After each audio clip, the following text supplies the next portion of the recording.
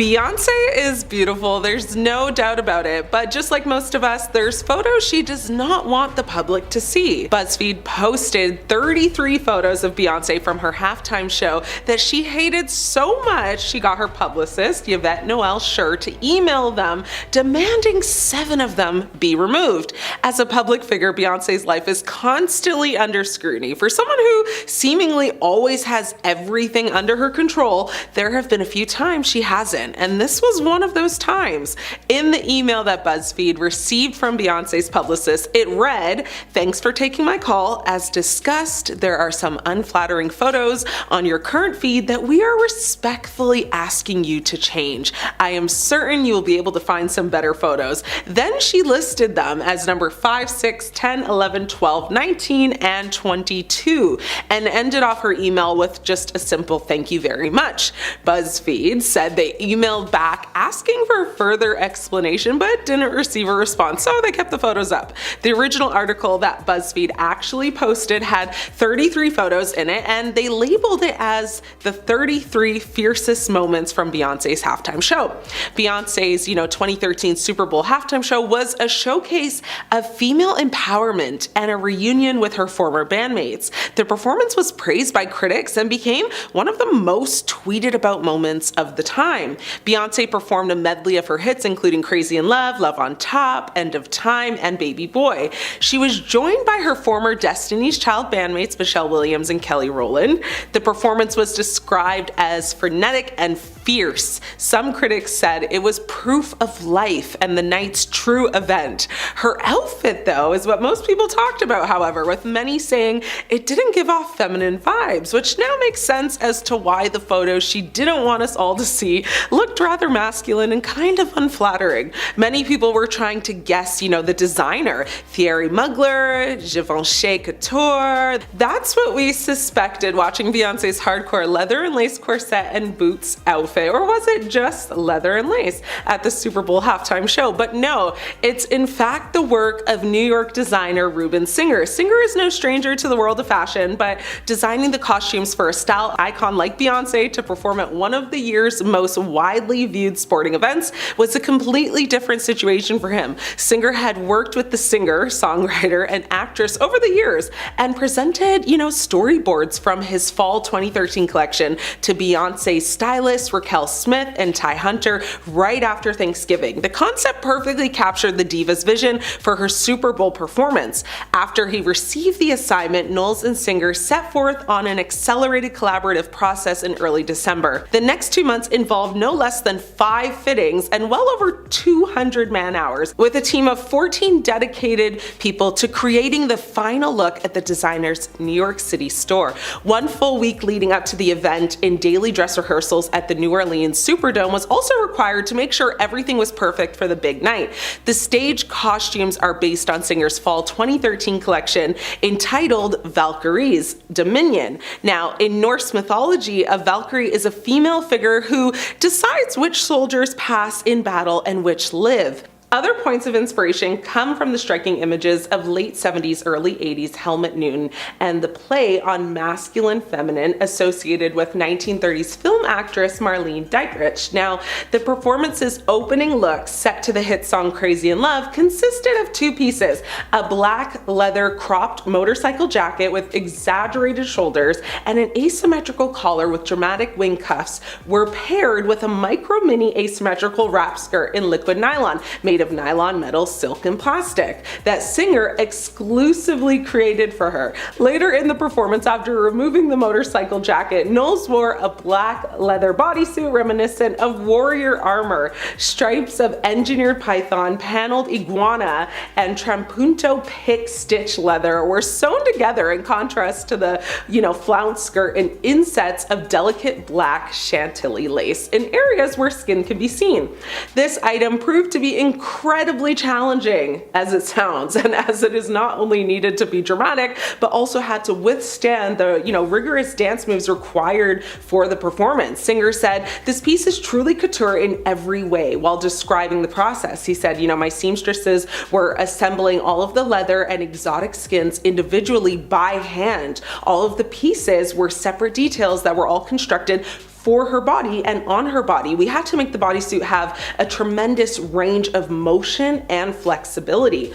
Beyonce is such a fierce and intense performer, so we could not, have the outfit constrict her in any way, which I totally get. In addition to Beyonce's costumes, Singer created the costume for former Destiny's Child bandmate Michelle Williams, as well as the jackets for the show's 120 backup dancers. Singer presented, his fall-winter 2013 collection during New York City's Fashion Week that year. Now, BuzzFeed presented, the look in a series of photos highlighting each striking pose she did, each facial expression that she made, and contrary to the public's opinion, and well, Beyonce's opinion too, BuzzFeed said that every single photo looked fierce, strong, and beautiful. One person on social media said, if I were a celebrity on the outside, I'd be like, haha, those pics are so funny, guys, I look crazy.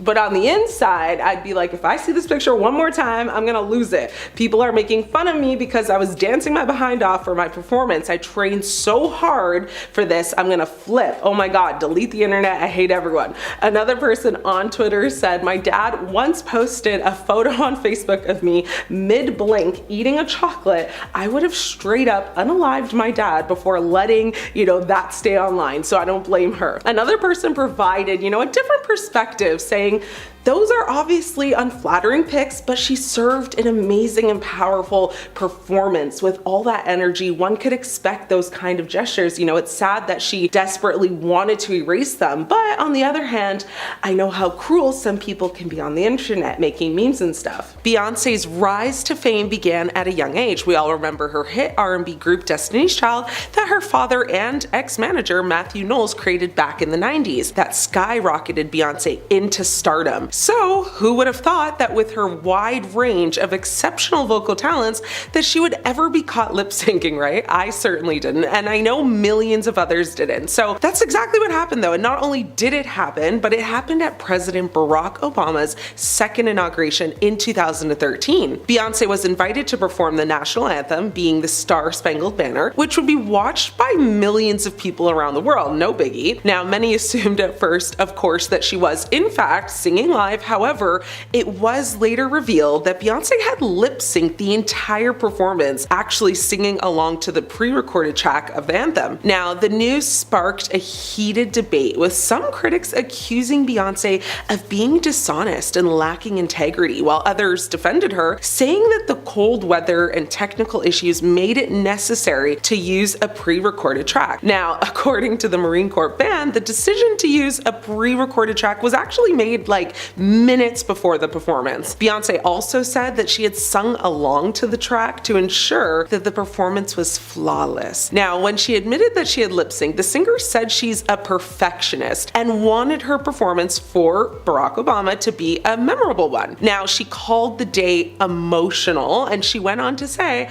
I practiced until my feet bleed, and I did not have time to rehearse with the orchestra. Due to no proper sound check, I did not feel comfortable taking a risk. It was about the president and the inauguration, and I wanted to make him and my country proud. So I decided to sing along with my pre-recorded track, which is very common in the music industry, and I'm very proud of my performance. So, to be fair, and to her defense, the Star-Spangled Banner is notoriously difficult piece to sing. It spans such a huge vocal range, and it was also bitterly cold that day in Washington. So the combination of nerves and the cold may have influenced Beyonce's decision to rely on the pre-recorded track. We will forgive you, B, but we won't forget it. Moving on now, Beyonce has been called out many times for sampling songs throughout her career without actually getting permission first. One of the most notable cases is the song Ring the Alarm from her 2006 album B-Day. The song's chorus bears a striking resemblance to the 1995 song Get Me Bodied by Rare Essence, and also samples elements from the 97 song La Di Da Di by Doug E. Fresh and Slick Rick. In 2010, Beyonce was actually sued by songwriter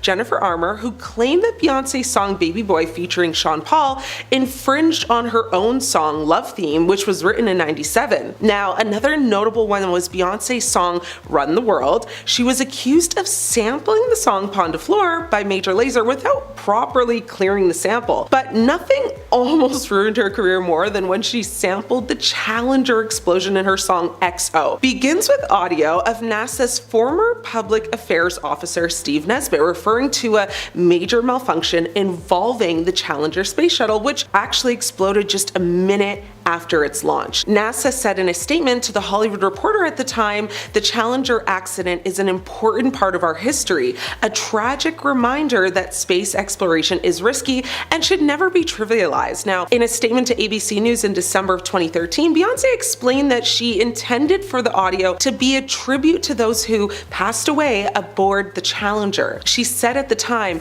"My heart goes out to the families of those lost in the Challenger disaster. The song XO was recorded with the sincerest intention to help heal those who have lost loved ones and to remind us that unexpected things happen, so love and appreciate every minute that you have with those who mean the most to you." The songwriters included in the audio in tribute to the unselfish work of the Challenger crew with hope that they will never be forgotten. Many critics didn't accept her apology or statement, and many just believed she was being tone deaf and inconsiderate, with one person online saying, "This is not how you honor the crew members. Nobody asked for this," with another person saying, "This is so random and came out of nowhere. She hasn't once spoken about the Challenger incident. She's definitely lying about her intentions." NASA astronauts, employees, and the families of the Challenger astronauts were extremely upset that she used this audio and didn't think it was a well thought out idea. June Scobie Rogers, the widow of Challenger Space Shuttle Commander Dick Scobie, told ABC News at the time, "We were disappointed to learn that an audio clip from the day we lost a heroic Challenger crew was used in the song XO. The moment included in this song is an emotionally difficult one for the Challenger families, colleagues, and friends. We have always chosen to focus not on how our loved ones were lost, but rather on how they lived and how their legacy lives on today." A former NASA employee, Keith Cowing, said, "This choice of historic and solemn audio is inappropriate in the extreme. The choice is little different than taking Walter Cronkite's words to viewers announcing the passing of President Kennedy or 911 calls from attacks and using them for shock value in a pop tune." Beyonce has never spoken out about this since, and because it caused such a media frenzy, people were not only upset about it, of course, but also ready to cancel her completely. It gave a vibe that she was using tragedy to sell records. It's alleged that one of the closest people in her inner circle started this theory, and while we are still uncertain if there's any truth to it, it certainly is worth digging into. What started out as a conspiracy theory is now a trend that has everyone on social media thanking Beyonce. This all began when social media users noticed an unusual trend in celebrity artists thanking Beyonce in their acceptance speeches after being nominated for major awards. Although the artists did not collaborate with Beyonce or work with her in any way to create the awarded projects, the many artists still use their acceptance speeches as a moment to express their admiration and high regard for the singer. This has occurred particularly at the Grammy Awards. So in 2017, English singer-songwriter Adele thanked Beyonce when accepting the award for Album of the Year. Adele did not feel deserving of the award, as she acknowledged that Beyonce's album, titled Lemonade, was also nominated in the same category. Adele said during her acceptance speech, "I can't possibly accept this award, and I'm very humbled, and I'm very grateful and gracious, but the artist of my life is Beyonce." This occurred again in 2023 when American rapper and singer Lizzo thanked Beyonce after winning Record of the Year. At the time, Beyonce's song titled Break My Soul was also nominated in the same category. During her speech, Lizzo reflected on her first Destiny's Child concert and how she was enamored by Beyonce's vocals. Lizzo expressed, "I was like, I want to make people feel this way with my music, so thank you so much. Beyonce has also been acknowledged on various award stages by celebrities like Megan Thee Stallion, Lady Gaga, and Britney Spears. These harmless acceptance speeches are now being interpreted as a negative narrative towards Beyonce, questioning her character and, her prominent role in the music industry.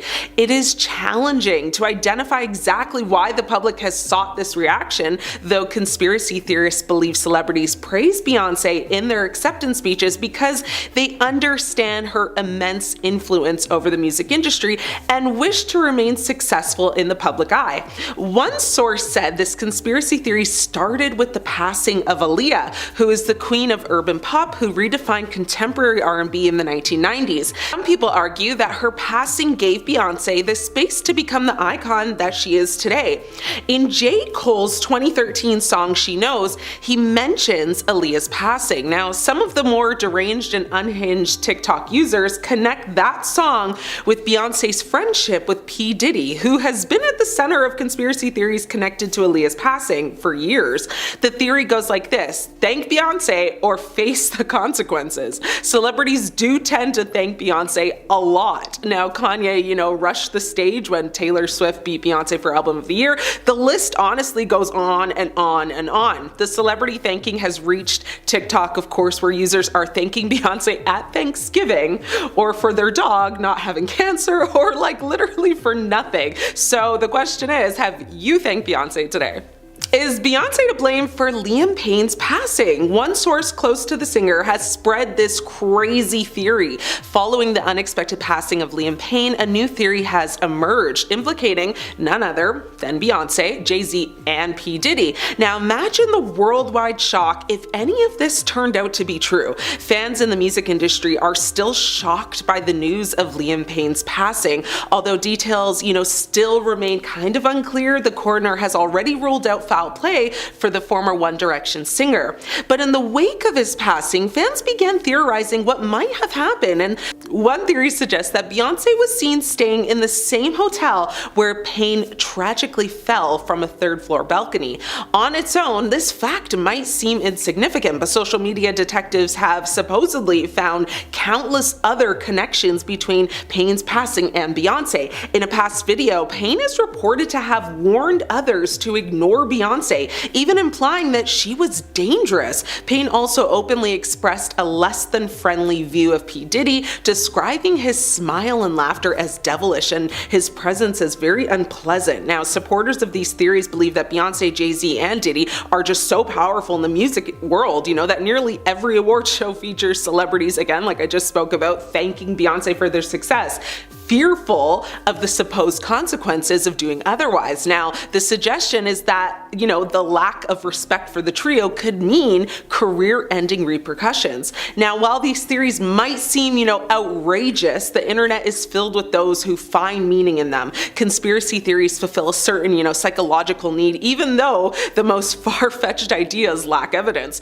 Social media algorithms, boost emotionally charged stories, making it easier than ever to just spread these theories. The theory, though, may not add up because, first and foremost, neither Beyonce nor Liam Payne has publicly, in the past or now for Beyonce, even indicated any connection that would lend credibility to these claims.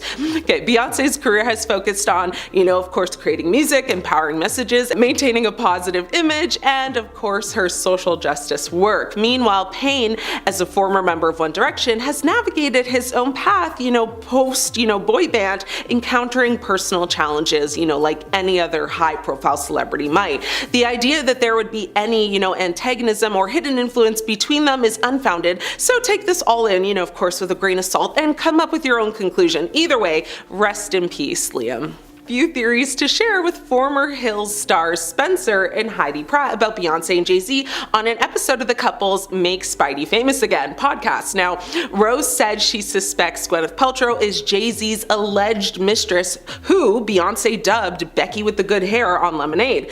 On the infamous Lemonade track, Sorry, Beyonce sings, "He only want me when I'm not there, he better call Becky with the good hair." The lyrics have been a mega mystery ever since, as fans have wondered, who could dare step friendship between Jay and Bey. Now, a lot of speculation surrounded fashion designer Rachel Roy, who even captioned a now deleted Instagram post, "Good hair don't care," after Lemonade was released. But Rose has a different theory. She speculated on the podcast, saying that she definitely thinks that Gwyneth Paltrow is Becky with the good hair, and she feels like, she's the one who was sleeping with Jay-Z. Rose, who doesn't actually have investigative proof on the situation, explained her theory, saying the once public friendship between Paltrow and Beyonce seems to have hit a lull. Like, since Sorry came out and was released shortly after the Goop CEO and Coldplay singer Chris Martin announced their divorce. Now, Rose thinks the timing all makes sense. Amber continued to say they were like friends, and then you don't see Gwyneth Paltrow and Beyonce anymore, but